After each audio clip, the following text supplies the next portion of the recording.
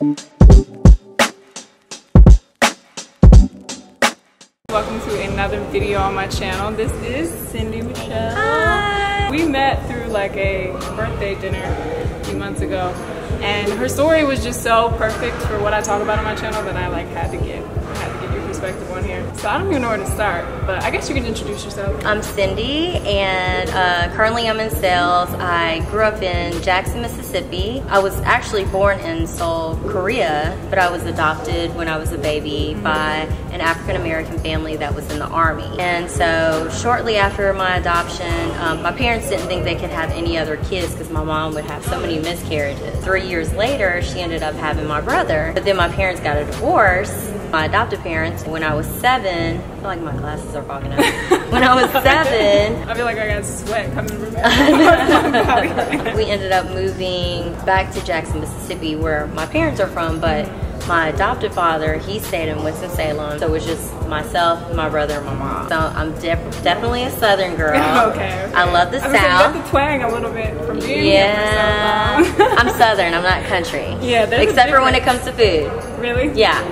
What's your favorite food? My favorite food? Well, I love spaghetti, but I love soul food too. Okay. Yeah, I could eat spaghetti every day. Spaghetti. Yeah. but like soul food, like I'm a catfish and fried chicken connoisseur. Okay. Like I can tell, I know when it's good. Really? You're yeah, like, I've had bad and I've had great. Yeah. So growing up, what was your like family dynamic? Did you feel fully accepted? Was there any like troubles you went through, I guess, growing up, like with your peers or other people coming over and they're like, wait, what's going on in here? Yeah. Like, with my family, like my mom never referenced me as like, this is my adopted daughter, even though I was like obviously different. Yeah. She was like, this is my daughter, and pretty much like we will treat her as such. Like my cousins, yeah, we fought like cousins, we played like cousins, so it was cool. It was like, that was my family. I don't know, it's like even when you're younger, and I think just as people, you can sense people who are authentic and genuine and who truly accept you, and my grandfather was always that person. There was no one that was like, I'm not really feeling this, I don't know what's going on. No.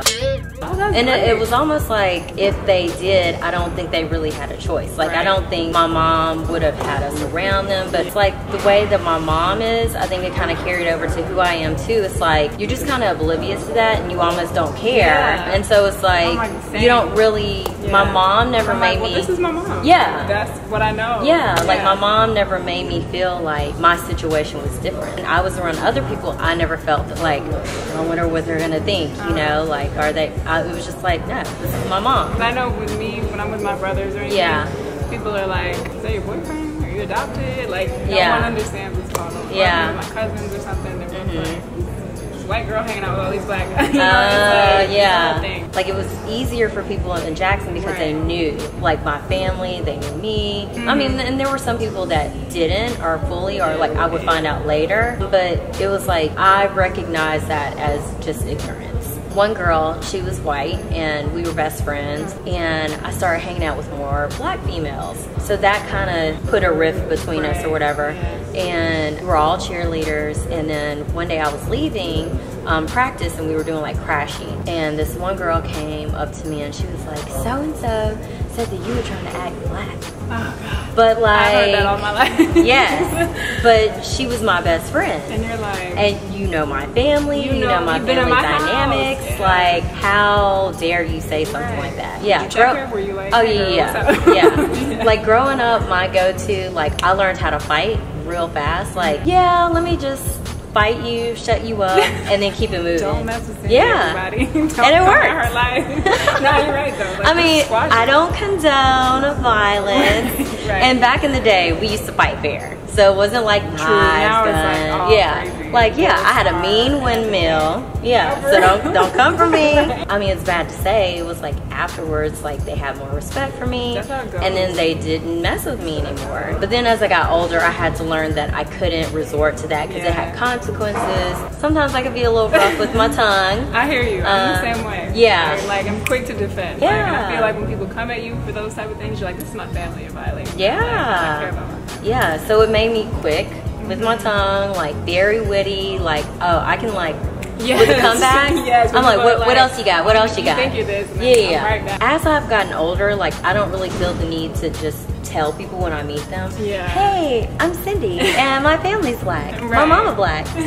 I don't feel that need to I do was that. gonna ask, Like, do you feel like it's affected you now? Like your upbringing? Has it like no. I mean, because I think I've accepted it more. The only time I do is if I'm making reference to something and then somebody has this look on their face, they're like, I'm so confused right now because I forget. Been in that. Yeah, Gosh, I've you know, been in you that. forget Yes. your situation because that's You're just who so- you are. yeah, that's yeah. what you know. Oh, yeah. I was adopted by a black Right, family. by And they're the way. like, Anyway. oh, Yeah. okay. And I don't mind having a conversation about it, but then I don't think that necessarily defines me either. Like, I think who I am is who I am, especially Yeah. at this point.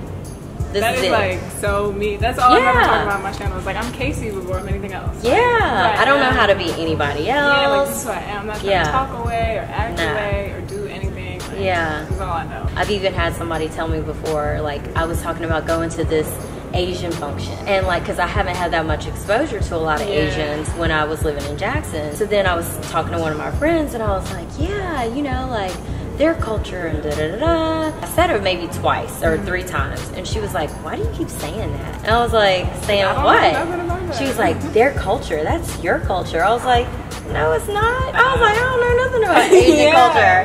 right. Other than food, How- maybe, right. kind of, sort of. How Yeah. you were raised like totally shapes. who you Yeah. are. And I think that's like the message, like Yeah. that people don't understand. And that's what we talked about when we met. Just Yeah. the box people want to That was the put moment you we in. were like- yeah, Yeah. to like, but it's like, I can tell it's like they want to put you in a box so they feel Feel comfortable. more comfortable, yeah. And they're like, oh, okay, now I know how to Now I know, categorize like, this person, or, Right. you know. like how to handle you or talk to you. or Yeah, whatever. for people to say just because my ethnicity is Asian, Mm-hmm. I recognize that's my race. But like my culture is black culture. Right. But my mom exposed us to all cultures, like Yeah. Jewish culture. We celebrated Kwanzaa Really? for a Okay. little while. Like my Yeah. mom would try a bunch of That's stuff. good, though. Like Right. the color purple. All my life I had to fight, Yeah. and I'm like, that is me. That is real. But and Yeah. like I was saying earlier, it was like I fought all the time. And it was mainly like rooted in that. You think? Yeah, Okay. yeah, because people would come to me and they would call me Chung Li, Ching Chang. Really? I'd be like, You'd oh, be like, now I gotta fight. Put the books down. Yeah, Let's go. And you know, I've learned how to be more professional with my reads. But you're still comfy your neck. I get like messages from people all the time that just ask for like advice. So I was gonna say, what advice would you give to someone that like maybe culturally was raised differently than how they look? No, I remember growing up and I hated it. You know, because I was like out of all the families I could have been born into, too. Like, It's like, this is look what- at all the Angelina kids, and Right. like, why can Oprah have adopted me? Right. Like, and you know, I'd be like Amazing. famous and Yeah. cool. I think what I would say is like, embrace it. There's so many people that are trying to be alike, but then the people that really stand out are the people that are authentically themselves. Yeah. Embrace like the moments where you get to have exposure and that you get to learn different things, because that'll make you the person who you are later in life, because Definitely. you've had Yeah. such a different experience, and it actually like it draws people to you. Like I've had a director that told me, just being honest, like I never thought a good product could come out of an HBCU Really? until I met you. And I know I'm Asian, but still be able to give someone that exposure and it changed their perception. Yeah, he was like, I know you challenge a lot of like what I think about like race and Like standards. and yeah, expectations. Yeah. You because go I would against always, you know, especially white people, I would always be like, you know, the whole, oh no, I love black people, or I have a black friend. But then I would always ask them, well, would you let your children date a black person? Where it gets twisted. Yeah. And then they would be like, well, you know, nobody in my family, or that would just be so Right. hard if they had kids. So I'd always challenge them. Mm-hmm. And then, you know, like he was just honest and was like, you know, like I'm not saying how I think is right, but that's just what I yeah. know from how I grew up. Right. And your perspective has opened me up. Not to say that it changed him, But it made him think differently. Right. Well, we've officially rambled until my card filled about everything. Oh, anything for my Casey. Yes. Thank you guys so much for watching, and I will see you in the next video.